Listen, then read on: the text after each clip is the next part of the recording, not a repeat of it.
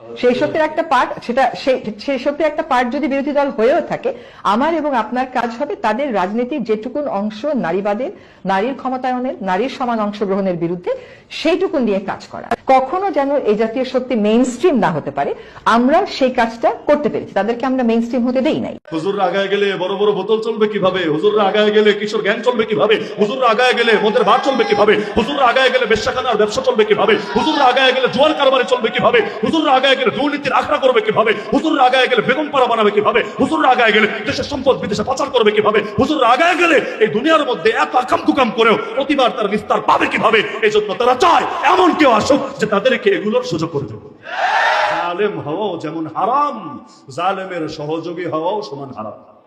নবী বলেছে যারা জালেমের সহযোগী হবে, ওয়ানাহুম আলা যুলমিহিম ফালাইসা মিন্নি ওয়া লাস্তু মিন, ও আমার কেউ না, আমি আর কেউ না। আমরা আবার জালেমের সহযোগী হওয়া বুঝি না, জালেমের সহযোগী আমরা আবার বুঝি না।